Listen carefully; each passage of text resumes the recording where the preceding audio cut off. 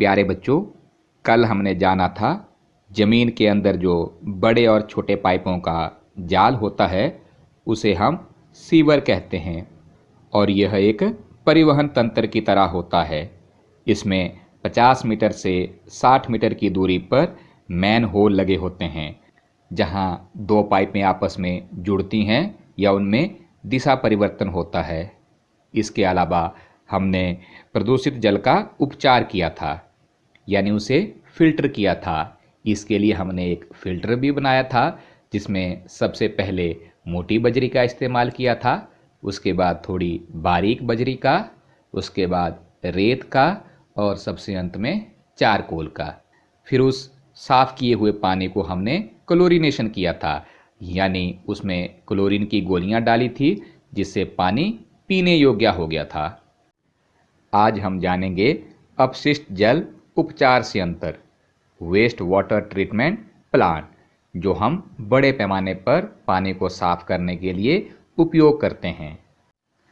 प्यारे बच्चों, अपशिष्ट जल यानी गंदे पानी के उपचार में भौतिक, रासायनिक और जैविक प्रक्रियाएं सम्मिलित होती हैं जो पानी को संदूषित करने वाले भौतिक, रासायनिक और जैविक द्रव्यों से अलग करने में सहायता करते हैं।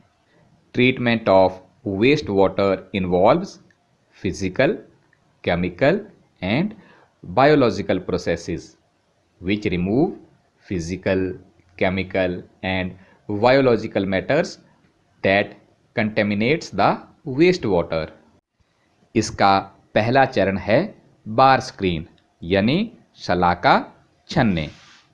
सबसे पहले अपशिष्ट जल को हम खड़ी लगी बड़ी बड़ी छड़ों से बने हुए शलाका छन्ने यानी बार स्क्रीन में से गुजारते हैं। इससे पानी के अंदर जो उपस्थित बड़ा कचरा, डिब्बे, डंडियाँ, प्लास्टिक के पैकेट, लिफाफे, नैपकिन इत्यादि सब अलग हो जाते हैं।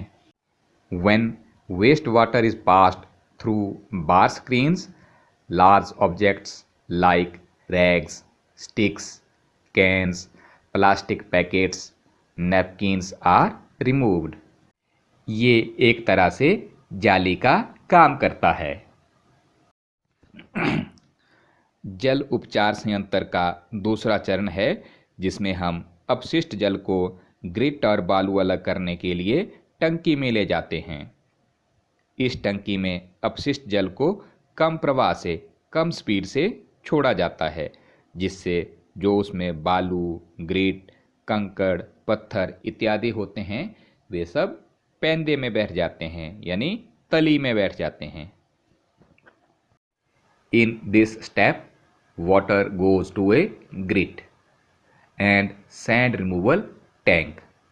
The speed of the incoming waste water is decreased to allow sand, grit and pebbles to settle down.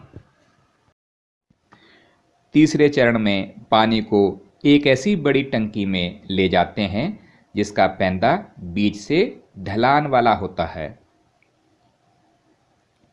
पानी को इस टंकी में कई घंटों तक रखा जाता है जिससे उसके अंदर का मल या ठोस उसकी तली में बैठ जाता है और इन अशुद्धियों को खुरचकर बाहर निकाल देते हैं। इसे हम आपंक यानी स्लज कहते हैं। गंदे पानी में तैरने वाले तेल या ग्रीस जैसी अशुद्धियों को हटाने के लिए स्कीमर का उपयोग किया जाता है। इस तरह साफ किया पानी निर्मलीकृत जल कहलाता है। In third step the water is allowed to settle in a large tank which is sloped towards the middle. Solids like faces settle at the bottom and are removed with a scraper. This is the sludge. A skimmer removes the floatable solids like oil and grease and the water is called clarified water. निर्मलीकृत जल में pump द्वारा वायु को गुजारा जाता है जिससे उसमें वायवीय जीवाणुओं की वृद्धि होती है। ये जीवाणु इस जल में जो बचे हुए मानव अवशिष्ट पदार्थों, खाद्य अपशिष्ट, साबुन और अन्य अवांछित पदार्थों का उपभोग कर लेते हैं, यानी उन्हें खा जाते हैं।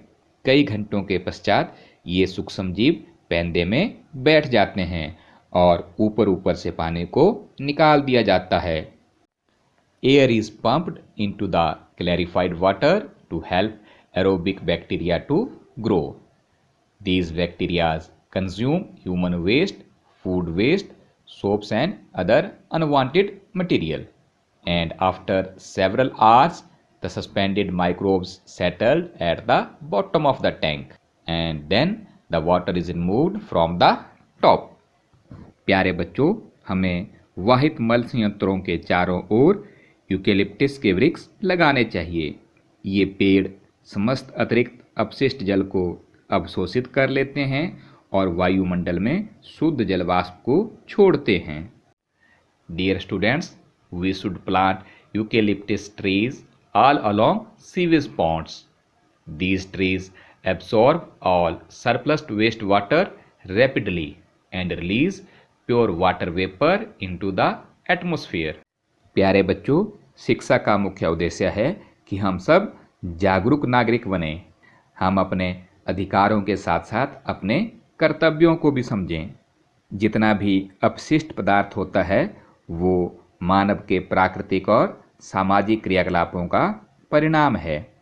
हम अपशिष्ट पदार्थों की मात्रा को सीमित कर सकते हैं, यानी कम कर सकते हैं। आपने देखा होगा, कूड़े कचरे से उठने वाली दुर्गंध से सबको परेशानी होती है। खुली नालियों को देखकर तो घृणा आती है। वर्षा काल के समय में तो स्थिति और भी बिगड़ जाती है, जब नालियों का सारा पानी सड़कों पर फैल जाता है और कीचड़ से हमें रास्ता ढूंढने में समस्या होती है। इस कारण कई प्रकार के रोग हो जाते हैं और इस सड़कों पर बिखरे हुए कचरे पर रोगवाहक मच्छर, मक्खियाँ और अन्य कीट पनपने लगते हैं।